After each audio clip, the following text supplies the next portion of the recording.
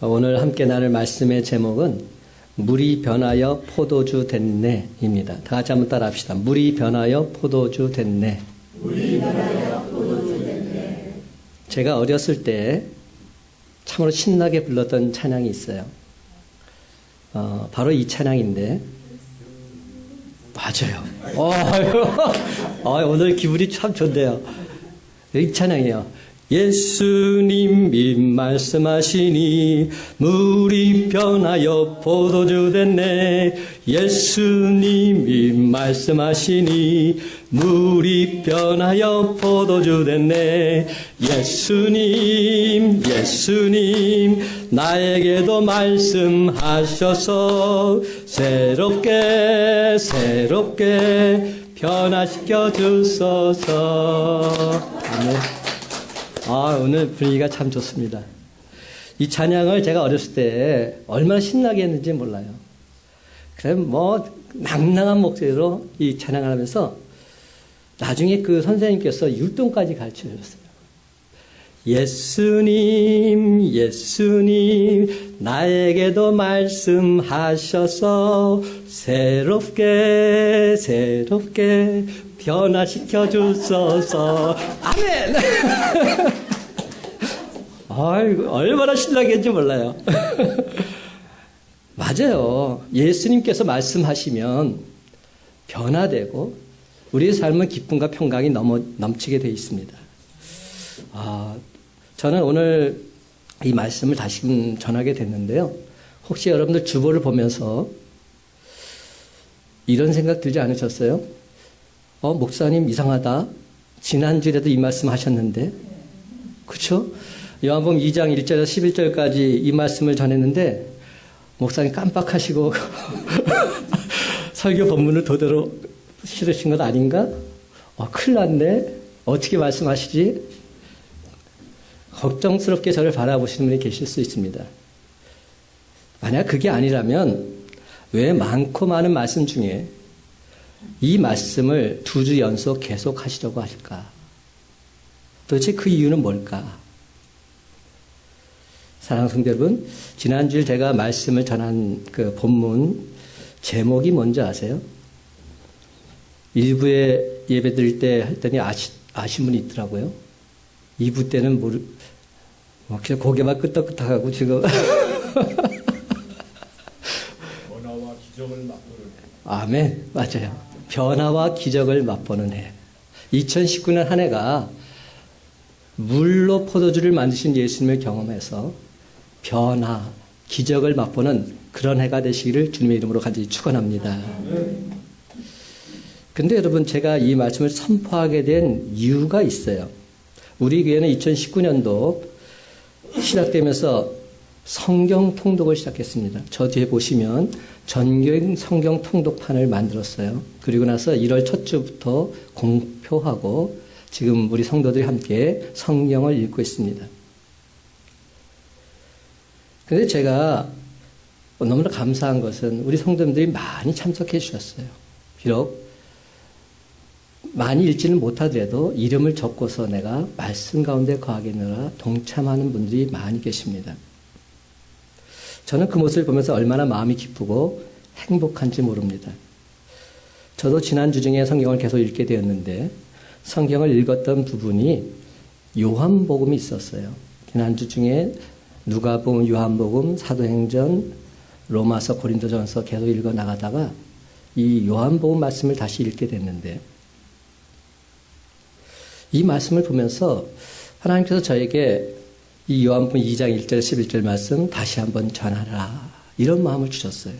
그래서 순종하는 마음으로 이 말씀을 오늘 다시금 전하고자 합니다. 여러분, 성경 통독의 유익이 무엇인지 아세요? 성경 통독의 유익이 무엇일까? 성경을 통독하자 하는데 어떤 유익이 있을까? 여러 가지 이유가 있을 수 있습니다. 근데 가장 좋은 점은 뭐냐면 성경 통독을 하다 보면 나무가 아니라 숲을 보게 된다는 겁니다. 성경 통독을 하다 보면 나무 한 나무만 보는 것이 아니라 전체의 숲을 바라볼 수 있게 된다는 겁니다. 정독과 통독은 다릅니다. 그렇습니다. 성경 통독을 하다 보면 성경을 통으로 꿰뚫어 보게 됩니다. 저는 지난주에 말씀을 전하면서 두 가지 의문점이 있었어요. 제가 이 의문점을 해결하지 못한 채 말씀을 전했죠. 첫 번째 의문점은 왜 예수님께서는 공생의 사역 첫 번째 기적을 가나에서 행하셨을까? 이스라엘 그 많은 도시 중에서 왜 가나에서 예수님 공생의 사역 첫 번째 기적을 행하셨을까 하는 점이었습니다. 두 번째 의문은 뭐였느냐? 더더군다나 많은 기적 중에서 왜 예수님께서는 첫 번째 기적을 물로 포도주를 만드는 기적을 행하셨을까? 첫 번째 기적은 굉장한 의미가 있지 않겠습니까? 장소도 의미가 있고요.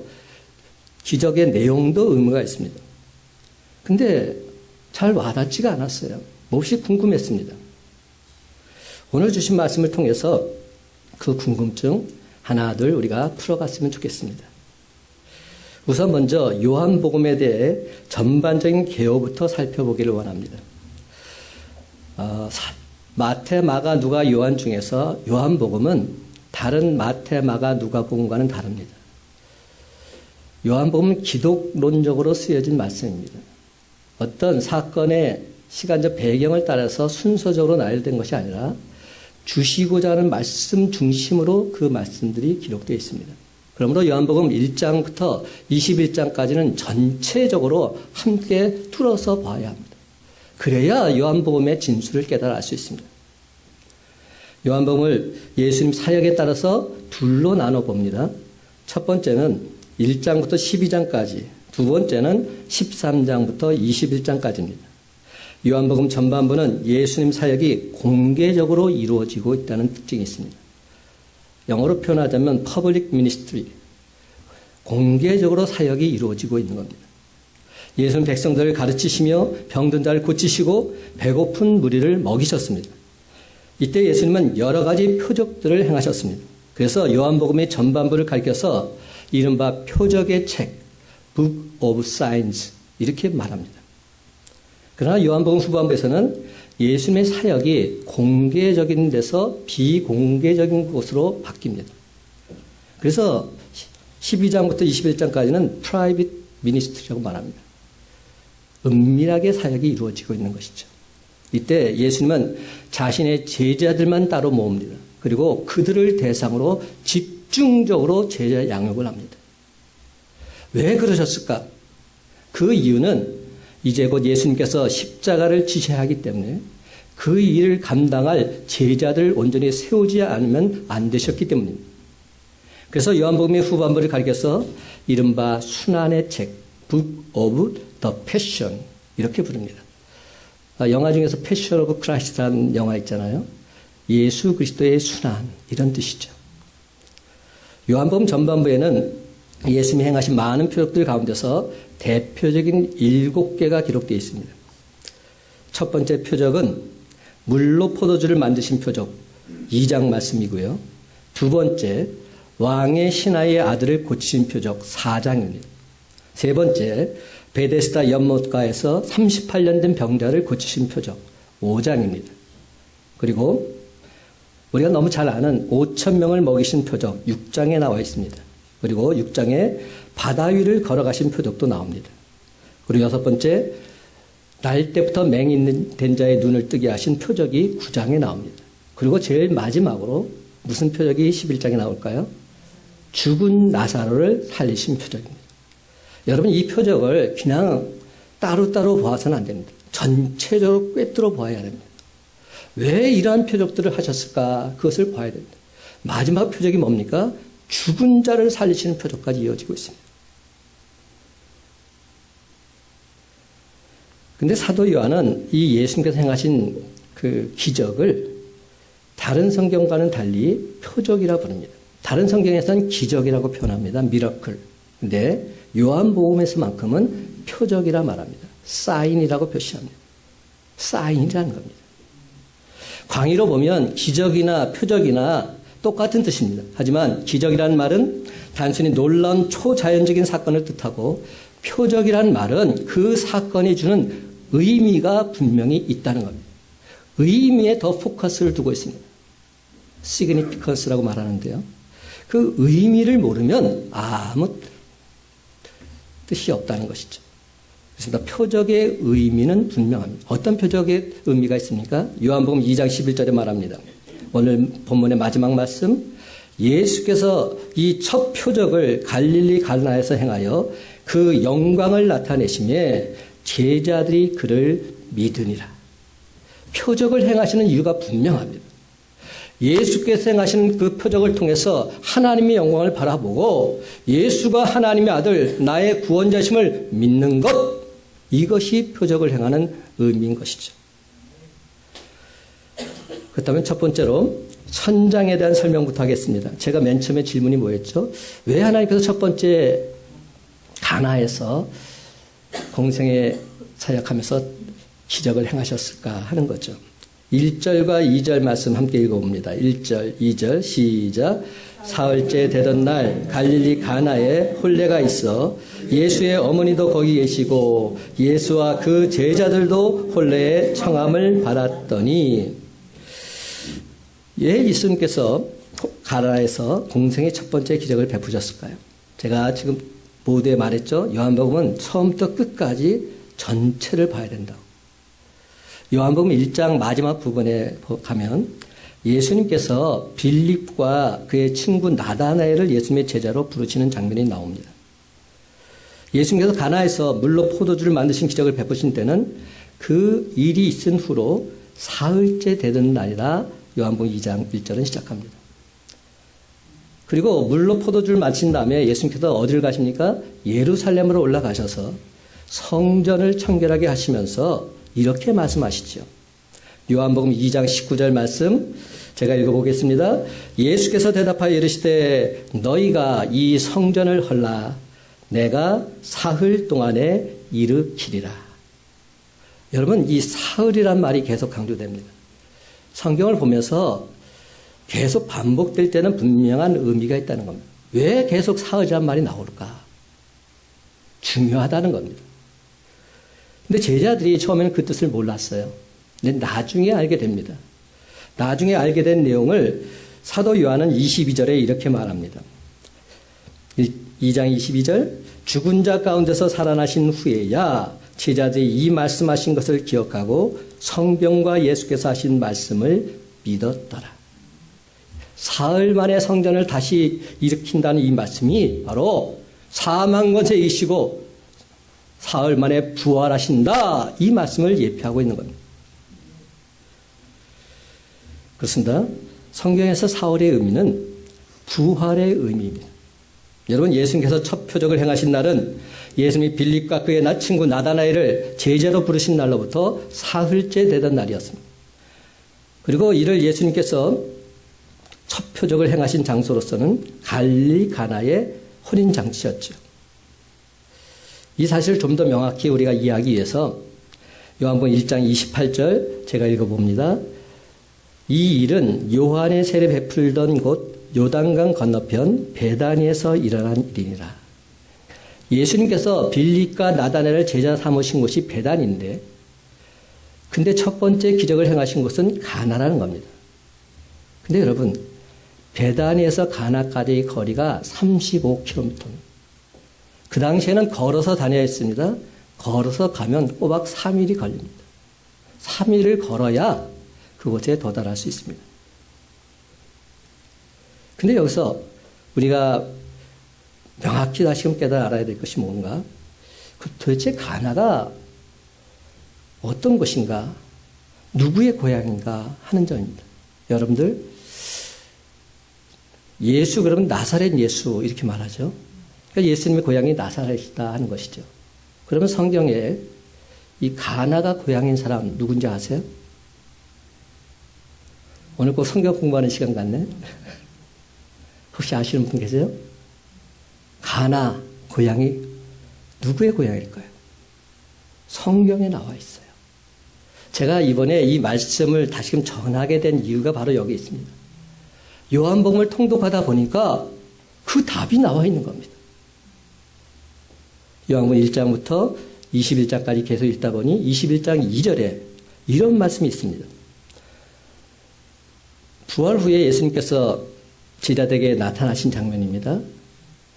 시몬 베드로와 디두모라 하는 도마와 갈릴리 가나 사람 나다나엘과 세베대의 아들들과 또 다른 제자들이 함께 있더니, 참으로 놀랍게도 갈릴리 가나는 나다나엘의 고향이었어요. 그렇다면 이게 맥이 이어집니다. 오늘 보면 바로 앞에서 예수님은 나다나엘을 부르시면서 그에게 이렇게 약속하셨지요. 요한복음 1장 50절 51절 말씀, 예수께서 대답하여 이르시되 내가 너를 무화과 나무 아래서 보았다 함으로 믿느냐? 이보다 더 큰 일을 보리라. 또 이르시되 진실로 진실로 너에게 이르노니 하늘이 열리고 하나님의 사자들이 인자 위에 오르락내리락 하는 것을 보리라 하시니라. 예수님께서 지금 나다나에게 약속하고 계십니다. 진실로 진실로 너에게 이르노니 하늘이 열리고 하나님의 사자들이 인자 위에 오르락내리락 하는 것을 네가 보리라. 인자가 누굽니까? 예수 그리스도. 예수 그리스도가 기적을 행하실 때 하나님의 영광이 나타나는 것을 분명히 내가 목도하게 될 것이다 말씀하고 있는 것. 예수님께서 나다나엘에게 하신 이 약속이 곧바로 사흘째 되는 날 성취되고 있습니다. 그렇습니다. 나다나엘은 자신의 고향 갈릴리 가나의 혼인집에서 예수님께서 행하신 첫 번째 표적을 통해서 하나님의 영광을 똑똑히 보게 되었던 것입니다. 그러므로 여러분, 우리가 믿음으로 붙잡은 주님 말씀이 오늘 당장에 이루어지지 않는다고 해서 낙심하지 마십시오. 설사 그것이 내일, 아니 도무지 이루어질 것 같지 않다 할지라도 염려하지 마십시오.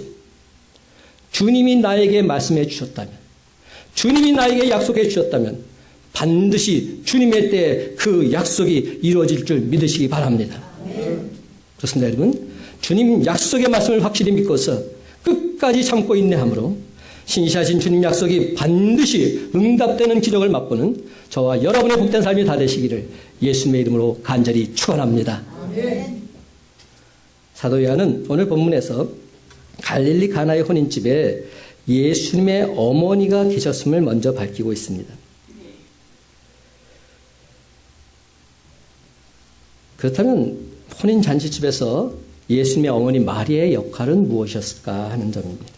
2절에 보면 예수님과 그 제자들은 초청받아서 왔다고 되어 있어요. 근데 마리아는 상황이 좀 다릅니다. 1절에 보면 이미 거기 계신 겁니다. 예수의 어머니도 거기 계시고, 여기서 거기 계시고 할 때 헬라어 동사의 시제는 완료형입니다. 이미 마리아가 처음부터 그곳에 와 있었음을 보여주고 있습니다. 그렇습니다. 오늘 본문은 마리아가 잔치집에 포도주가 떨어졌다는 사실을 알고 있었던 것으로 시작되고 있습니다. 그런데 이는 주방에서 음식을 장만하고 준비한 사람들만이 알 수 있는 일입니다. 다른 사람들은 모릅니다. 성경을 읽어보면 마리아는 5절에 기록된 것처럼 그 집에 있는 하인들에게 명령할 수 있는 자리에 있었습니다. 이런 여러 가지 상황들을 종합해 볼 때 마리아는 그 혼인집과 아주 가까운 친인척 관계에 있었음을 알 수가 있습니다. 그래서 마리아는 일찌감치 그 집으로 가서 음식을 준비하는 등 잔치에 가는 모든 일들을 여러 가지로 돕고 있었던 것입니다. 그런데 이 모든 것보다 진짜 중요한 것은 무엇입니까? 그 혼인잔치집에 예수님께서 오셨다는 사실. 예수님께서 포도주가 떨어진 바로 그 혼인잔치집에 계셨기에 아무런 문제가 없이 모든 것이 완벽하게 해결될 수 있었습니다. 그렇습니다. 예수님께서 바로 그곳에 계셨기에 혼인잔치는 아무런 문제 없이 온전하게 기쁘고 즐겁게 이어지게 된 겁니다. 그러므로 포도주가 떨어진 바로 그 현장에 여러분도 예수님 그분을 초청하시기 바랍니다. 주님, 이곳에 포도주가 떨어졌습니다. 주님, 와 주옵소서. 주님을 초청하게 되면 바로 그 현장은 어떤 현장이 됩니까? 더 이상 문제의 현장이 아닙니다. 기적의 장소로 변화되는 줄 믿으시기 바랍니다. 왜냐하면 예수님께서 우리의 초청에 응답하셔서 기쁘게 찾아와서 행해 주실 것이기 때문에 예수는 우리를 찾아오실 뿐만 아니라 우리의 문제를 완벽하게 해결해 주실 것입니다. 예수는 우리 모두에게 크나큰 기쁨과 감격을 더하여 주실 것입니다. 사랑하는 성도 여러분, 얼마 안 있으면 설 명절이 오지요.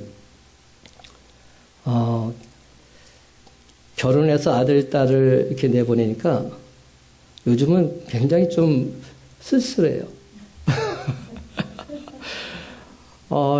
아들이 그래도 일주일에 한 번씩 와서 예배 참석하고 갔는데 이제 다른 교회를 가다 보니까 아들 볼 수도 없고 딸은 또 울산에 내려갔는데 몸이 좀 안 좋아가지고 계속 좀 못 올라오고 있어요.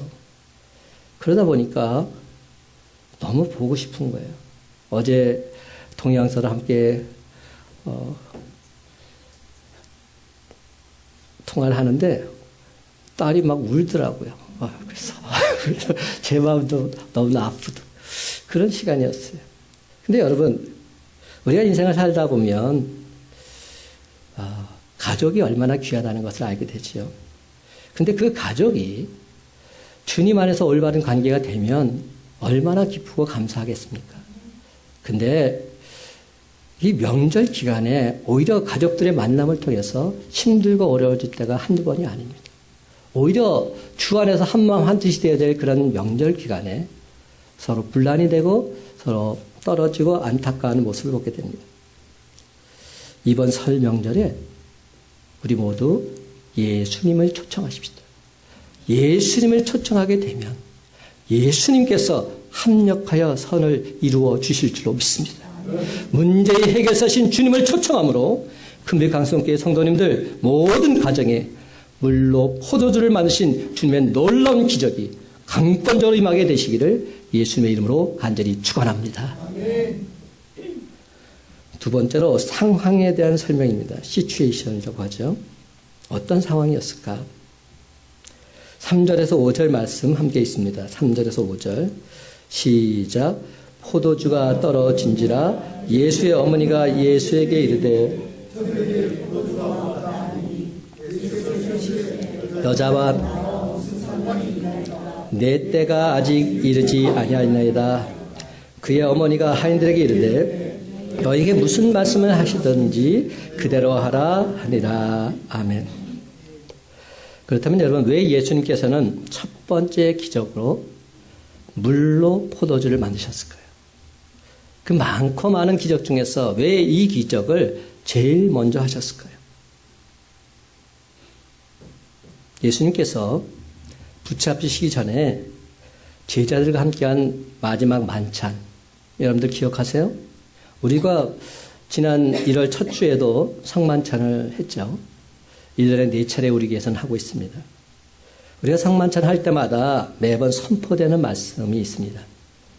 마태복음 26장 27절과 28절 말씀, 또 잔을 가지사 감사기도 하시고 그들에게 주시며 이르시되 너희가 다 이것을 마시라. 이것은 죄사함을 얻게 하려고 많은 사람을 위하여 흘리는 바 나의 피 곧 언약의 피니라. 포도주를 들고서 이렇게 말씀하신 겁니다. 이게 바로 내 피다. 내 언약의 피다. 마시라 말씀하신 겁니다. 그렇습니다. 예수님께서 공생의 사역을 시작하시면서 물로 포도주를 만드신 것은 예수님의 십자가 보혈을 예표한다 할 수 있습니다. 고린도전서 10장 4절 말씀입니다. 다 같은 신령한 음료를 마셨으니 이는 그들을 따르는 신령한 반석으로부터 마셨음에 그 반석은 곧 그리스도시니라. 그렇습니다. 여러분, 포도주는 신령한 음료이신 예수 그리스도 그분이십니다. 혼인잔치집에서 사람들은 신나게 춤추고 노래하기 마련입니다. 그러다 보면 자연스럽게 갈증을 느낄 수밖에 없지요. 근데 잔치에 없어서는 안 될 포도주가 그만 딱 떨어지고 만 겁니다. 그 순간 잔치를 준비했던 신랑 가족은 말할 것도 없이 잔치 준비에 일익을 담당했던 마리아 또한 크게 당황했을 것입니다. 그래서 마리아는 얼른 예수님에게 와서 그 사실을 알리지요. 저들에게 지금 포도주가 없다고, 다 떨어졌다고. 그때 예수님께서 뭐라고 말씀하십니까? 저는 이 말을 이해할 수가 없어요. 예수님께서 어머니 마리아에게 뭐라고 말합니까? 여자여, 나와 무슨 상관이 있나이까? 여자여라고 말해요. 여러분, 이해가 되세요? 여기 지금 경연이가 있어요. 여기 성현미 권사님 있어요. 근데 지금 경연이가 엄마 보고 여자여, 나와 무슨 상관이 있습니까? 여러분, 엄마 열받죠. 뚜껑 열리죠. 그렇잖아요. 아니, 얘가 지금 제정신이야? 그러면서 그렇게 볼 거 아닙니까? 근데 예수님께서 지금 여자여, 나와 무슨 상관이 있나이까? 이렇게 반문하고 있는 겁니다. 그래서 도대체 이 말의 뜻이 뭘까? 근데 여러분, 성경을 보니까 이 말을 처음만 하신 게 아니에요. 계속 하셨어요. 성경 곳곳에서 이렇게 말씀하십니다. 여러분, 예수님께서 십자가에 달리셔서 돌아가시기 전에 사도 요한이 있지요. 그때 사도 요한을 두고서 예수님께서 어머니 마리아에게 이렇게 말합니다. 여자여, 보소서 아들이니이다. 여자여, 보소서 아들이니이다. 그렇다는 얘기는 뭡니까? 이 여자애라는 말은 하대하는 말이 아니라는 겁니다. 이 여자라는 말은 왕이 황후를 부를 때도 사용될 만큼 정중하게 예의를 갖추었던 말입니다. 높여주는 말입니다. 하대가 아닙니다. 근데 우리가 지금 번역을 여자여 이렇게 하니까 마치 하대하는 것처럼 지금 느끼고 있을 뿐입니다. 근데 분명한 사실은 어머니라는 호칭보다는 아무래도 거리감이 있는 것은 사실이죠. 그렇죠? 그래도 어머니가 낫지요. 근데 왜 예수님께서는 어머니라 부르지 않고 다소 거리감이 있는 말 여자여라고 부르고 있을까요? 예수님께서는 공과 사를 구분하고 계십니다. 지금 이건 뭡니까? 공생에 시작하는 상황입니다. 지금 사적인 만남이 아닙니다. 사적인 만남 속에서는 이름 부를 수 있습니다. 그리고 딸은 어머니를 향해서 엄마, 어머니 이렇게 부를 수 있습니다. 그런데 공적인 상황에서는 그래서는 안 되는 거죠. 예를 들면 이래요. 제가 이대성 목사잖아요. 저희 어머님 살아계실 때 저한테 교회에서는 꼭 목사님 이렇게 불렀어요. 아들이잖아요. 그런데 성도들 앞에서 목사님 다른 겁니다. 지금 예수님께서는 명확하게 구분하고 계신 겁니다. 솔직히 이 말은 언뜻 들으면 이런 뜻으로 들릴 수도 있습니다. 여자여, 포도주가 떨어졌으면 당신이 알아서 할 일 아닙니까? 그게 도대체 나랑 무슨 상관이 있다고 내게 와서 그런 말씀하십니까? 만약 이런 뜻으로 하셨다면 예수님은 곧 이어서 물로 포도주를 만드시는 일 구태여 하실 필요가 없으셨습니다. 그러므로 지금 예수님이 묻고 계신 것은 포도주와 예수님의 관계가 아닙니다. 예수님은 당신 자신과 어머니 마리아의 관계를 묻고 계신 겁니다. 마리아는 아직까지도 공사를 구분하지 못합니다. 예수님을 자기 아들로 대하고 있습니다. 그래서 예수님께서는 마리아가 이제는 예수님 당신을 하나님의 아들로 대해줄 것을 촉구하고 계신 겁니다. 그러면서 예수님은 내 때가 아직 이르지 않았다 하십니다. 여러분, 예수님의 때를 결정하실 분은 오직 하나님 아버지 한 분뿐이십니다. 예수님의 어머니 마리아뿐만 아니라 사람은 그 어느 누구라 할지라도 예수님의 때를 임의로 주장하지 못합니다. 사실 예수님은 모든 것 알고 계셨습니다. 하나님의 아들이시기에 마리아가 말하기 전에 이미 예수님께서는 그 집에 포도주가 동일한 것 다 알고 계셨습니다. 또한 예수님은 자신이 그곳에서 물로 포도주를 만드는 표적을 행하심으로 자신의 영광을 드러내실 것도 이미 다 알고 계셨습니다. 그렇습니다. 예수님은 바로 그 일을 위해서 가나 혼인잔치집으로 오셨기 때문입니다. 단지 예수님께서는 어머니 마리아가 자기 마음대로 때를 판단해서 예수님의 권능을 나타내시길 바라는 그 마음 자세 고쳐주고 싶으셨던 겁니다. 그 순간 마리아는 예수님 말씀을 통해서 자신의 실수를 직감합니다. 그리고 이렇게 하인들에게 말합니다. 5절 말씀이 그런 뜻입니다. 너희에게 무슨 말씀을 하시든지 그대로 하라. 전혀 다른 얘기입니다. 지금 예수님을 아들로 본 게 아니라 하나님의 아들, 하나님으로 보고 있습니다. 그리고 주님 말씀이라면 무슨 말씀이든지 그대로 해가라고 말하고 있습니다. 마리아는 비로소 예수님을 자신의 아들이 아니라 하나님의 아들로, 메시아로 똑바로 보고 있는 겁니다. 하나님의 아들인 예수님 말씀에 요구되는 건 무엇입니까? 무슨 말씀을 하시든지 그대로 하는 것입니다. 전적인 순종. 주님 말씀이라면 내가 온전히 순종하겠습니다. 마리아는 하인들에게 예수님 말씀에 전적으로 순종할 것을 당부하고 있습니다. 그리고는 그 무대에서 조용히 사라지시죠. 그는 예수님께서 스스로 원하시는 때 하나님의 아들로서의 권능을 나타낼 줄 확신했기 때문입니다.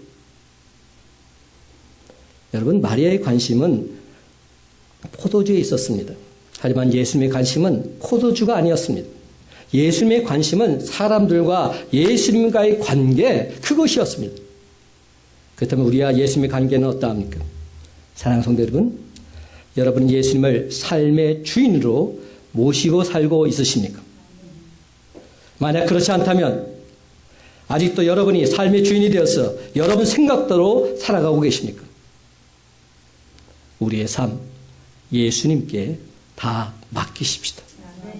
아내도, 남편도, 자녀도, 나 자신까지도 내 삶의 주인이신 예수님께 다 맡기십시다. 그러면 예수님께서는 당신의 자녀들 우리 모두의 삶을 완벽하게 책임져 주실 줄로 믿습니다. 그렇습니다. 예수님은 저와 여러분을 온전히 보살펴 주시고 우리의 발걸음을 끝까지 인도해 주실 것입니다. 그러므로 사랑하는 성도 여러분, 주님께서 가장 적절한 때에 가장 좋은 방법으로 완벽하게 이루어 주실 줄 믿고서 주님 말씀에 전적으로 순종하는 저와 여러분의 삶이 다 되시기를 예수님의 이름으로 간절히 축원합니다. 마지막 세 번째로 표적에 대한 설명입니다. 사인. 표적을 사인이라고 그랬죠. 여러분, 예수님이 앉으신 출입구 곁에는 돌 항아리 6이 놓여 있었어요. 돌 항아리 6이 왜 놓여 있었죠?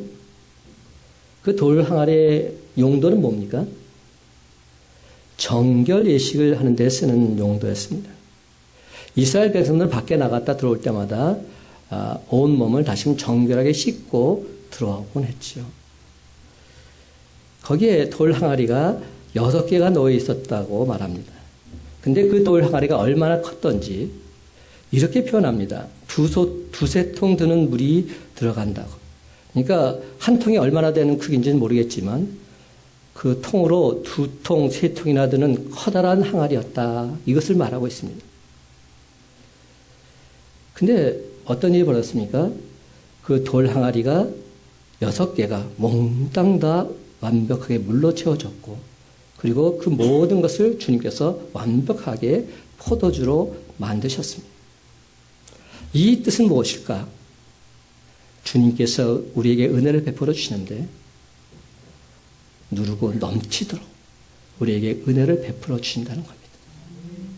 여러분, 우리가 믿는 주님은 그렇게 시시껄렁한 주님 아닙니다. 완벽하게 온전하게 채워지는 그런 분인 줄 믿으시기 바랍니다. 사도 요한은 예수님의 은혜가 그만큼 풍성하다는 사실을 만천하에 지금 알리고자 했던 겁니다. 그걸 강조하고 싶었던 겁니다. 예수님은 진실로 은혜가 풍성하신 분이십니다. 그러므로 이처럼 풍성하신 주님의 은혜가 저와 여러분 모두에게도 늘 항상 폭포수처럼 넘쳐나게 되기를 간절히 바랍니다. 그런데 여러분, 그 당시에는 오늘날처럼 그곳에 수도가 있었던 것은 아니지요. 어떻게 물을 채워야 했습니까? 멀리 떨어진 우물에 가서 그 물을 길어와야만 했습니다. 따라서 2-3통 드는 큰 항아리 돌 6에 물을 가득 채운다는 것 쉽지 않았을 겁니다. 엄청난 수고가 들어갔을 것입니다. 그런데도 하인들 예수님이 명하신 대로 철저하게 순종합니다. 성경에 보면 아구까지 가득 채웠다 말합니다. 완벽하게 채웠다는 겁니다. 그리고 그것을 떠서 연회장에게 갖다 주기까지 합니다. 제가 지난주에 말씀드렸죠. 물을 채우는 것은 할 수 있어도 갖다 주는 것은 힘들다고. 갖다 주면 보나마나 이것이 물인 것을 판명이 날 텐데 얼마나 그 뒤에 상황이 예견되는 일입니까? 그럼에도 불구하고 순종하는 마음으로 그 물을 연회장에 갖다 줍니다. 온전한 순종, 철저한 순종. 그렇습니다, 여러분. 이와 같은 하인들의 온전한 순종, 철저한 순종이 놀라운 기적을 낳게 된 줄 믿으시기 바랍니다. 8절부터 10절까지 다 같이 한 목소리 읽어보십시다. 시작. 이제는 떠서 연회장에 갖다 주라 하시매 갖다 주었더니 연회장은 물로 된 포도주를 맛보고도 어디서 났는지 알지 못하되 물떠온 하인들은 알더라. 연회장이 신랑을 불러 말하되 사람마다 먼저 좋은 포도주를 내고 취한 후에 낮은 것을 내거늘 그대는 지금까지 좋은 포도주를 두었도다 하니라. 아멘. 물로 된 포도주의 품질은 좋은 포도주, 한마디로 최고였습니다. 극상품 포도주였습니다. 사랑하는 성도 여러분, 이처럼 예수님의 표적은 완전하십니다. 예수님의 표적은 세상 그 어떤 것과도 비교할 수 없는 최고급 그 자체이십니다. 그러면 여러분, 어떤 난처한 문제가 생기셨습니까? 그러면 그럴수록 물로 극상품 포도주를 만드신 예수님 그분 온전히 의지하시기 바랍니다. 그러면 저와 여러분도 반드시 예수님의 완전하신 표적 목도하게 될 줄로 믿습니다. 그렇습니다. 참으로 놀랍게도 예수님의 표적은 완전하십니다. 예수님의 완전하신 표적을 통해서 우리 또한 예수가 그리스도이심을 더욱 확실하게 믿게 되는 것이죠. 11절 말씀 이렇게 끝납니다. 11절 시작. 예수께서 이 첫 표적을 갈릴리 가나에서 행하여 그의 영광을 나타내시며 제자들이 그를 믿으니라. 아멘. 사랑하는 성도 여러분, 우리가 믿는 예수님은 물로 포도주를 만드신 분이십니다. 병든 자를 고치신 분이시요 죽은 자를 살리신 분이십니다. 또한 우리가 믿는 예수님은 저와 여러분을 죄와 사망에서 건지시기 위해서 십자가에 달려 피 흘려 죽으시고 사흘 만에 부활하사 잠자는 자들의 첫 열매가 되신 분이십니다. 그러므로 그 예수 그리스도를 나의 구주로 믿고 고백하는 자마다 멸망하지 않고 영생의 기쁨과 감격 맛보게 될 줄로 믿습니다. 신령한 음료이신 예수 그리스도로 말미암아 옛사람에서 새 사람으로 존재의 본질이 180도 완벽하게 변하게 될 줄로 믿습니다. 이제 말씀을 맺습니다. 사랑하는 성도 여러분, 이제후로는 성전들만 밟는 맹목적인 교인들이 아닌 참된 그리스도인들이 되십시다. 자기 필요에 따라 모여들었던 무지한 무리들이 아닌 주님 뜻대로 준행하는 신령한 제자들이 되십시다. 그렇습니다, 여러분. 참된 그리스도인답게 신령한 주의 제자답게 예수님이 말씀하시니 물이 변하여 포도주 샜네 힘차게 노래하면서 그분의 완전하신 표적을 온 세상에 밝히 드러내며 살아가는 저와 여러분의 복된 삶이 다 되시기를 예수님의 이름으로 간절히 축원합니다.